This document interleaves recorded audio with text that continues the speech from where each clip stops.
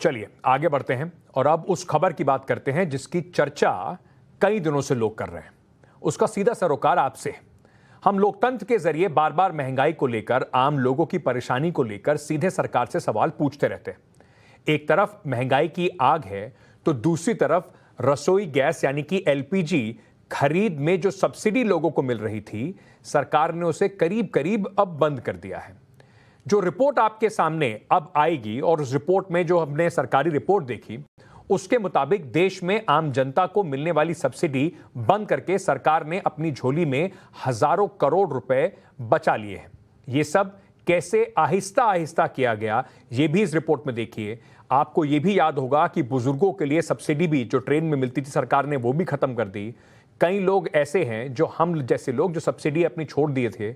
अब सवाल ये उठता है कि क्या इसका जो लाभ मिलना था वो लोगों तक पहुंच रहा है जिन लोगों को इसकी जरूरत थी, या सरकार इस पर भी कटौती करने में लगी हुई है।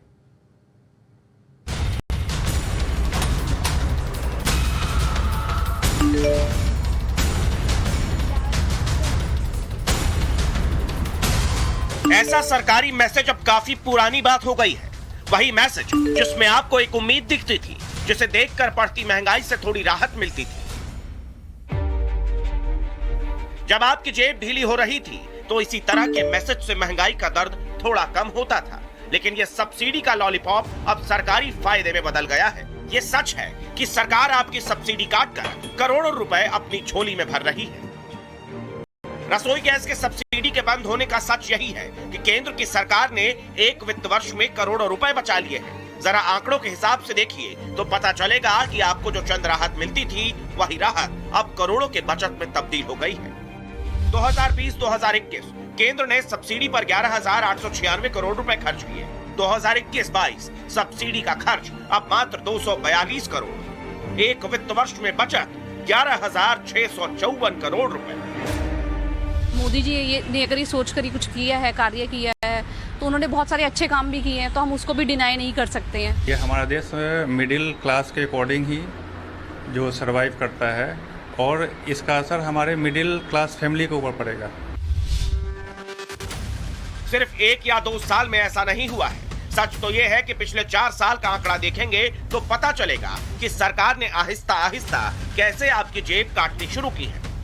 बस इसे ऐसे समझिए कि 4 साल पहले सब्सिडी पर 23,464 रुपए का खर्च आ रहा था, अब 242 करोड़ रुपए का आ रहा है। 2017-2018 में एलपीजी गैस सिलेंडर पर 23,464 रुपए की सब्सिडी दी गई। 2018-19 में 37,209 करोड़ रुपए की, 2019-20 में 24,172 रुपए की, 2020-21 में 11,896 करोड़ रुपए एलपीजी सिलेंडर पर सब्सिडी के तौर पर खर्च किए गए। लेकिन साल 2021-22 में सरकार ने मात्र 242 करोड़ की सब्सिडी दी। महंगाई का माहौल है, गरीब आदमी कैसे अपना गुजारा करेगा। सब्सिडी सरकार को खत्म नहीं करनी चाहिए, सब्सिडी सरकार को देनी चाहिए। मध्यम वर्ग का जो एक वर्ग है उसको बड़ी राहत मिलती थी। अगर देश हित में देखा जाए, देश को स्वावलंबी बनाने के लिए देखा जाए तो ये निर्णय उचित है और हम इसका समर्थन भी करते हैं। इससे पहले साल 2020 के जून महीने में सरकार का फैसला था कि गैस सिलेंडर पर सब्सिडी सिर्फ प्रधानमंत्री उज्ज्वला योजना के लाभार्थियों को ही दी जाएगी, जिसका नतीजा ये हुआ कि सब्सिडी पाने वालों की संख्या में भारी कमी आ गई। एक आंकड़ा और देखिए, भारत में लगभग 30 करोड़ लोगों के पास एलपीजी का कनेक्शन है, जिसमें उज्ज्वला योजना के तहत करीब 9 करोड़ लोगों के पास एलपीजी कनेक्शन है। मतलब सरकार ने कुल 21 करोड़ लोगों को देने वाली सब्सिडी पर पैसा बचा लिया है। कहानी सिर्फ इतनी ही नहीं है।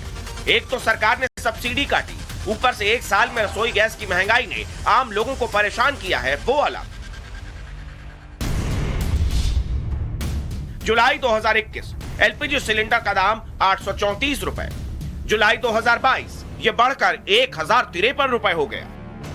मतलब 1 साल में सब्सिडी पर मिलने वाले आपके पैसे भी गए और ऊपर से प्रति सिलेंडर की कीमत बढ़ी 218 रुपए, वो अलग। ये सोचने वाली बात है।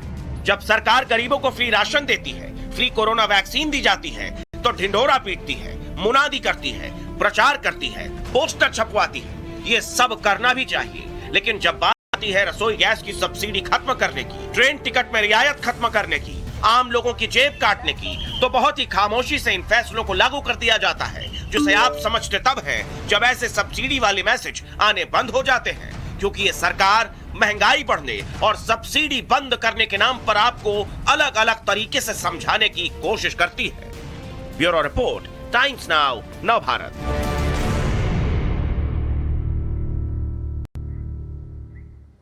मुझे अभी तक समझ में नहीं आया कि सरकार जब भी कहती है मुफ्त मुफ्त मुफ्त, तो मुफ्त क्या है? आपके और मेरे टैक्स के इस देश में हर व्यक्ति या तो डायरेक्ट या इनडायरेक्ट टैक्स देता है, तो उस टैक्स को ही सरकार हमें वापस हमारी जरूरतों के हिसाब से देती है। उसमें मुफ्त क्या है? खर्चा तो हम ही कर रहे हैं ना। एक और आंकड़ा आपके सामने रखता हूं। ये लोकसभा में सरकार से पूछा गया कि कितनी बार पेट्रोल डीजल की कीमतें बढ़ी। पिछले एक साल में 78 बार पेट्रोल की कीमत बढ़ी है और 76 बार डीजल की। अब जोड़ लीजिए महंगाई और सोच लीजिए कि मिडिल क्लास की कमर तोड़ी कैसे जा रही है।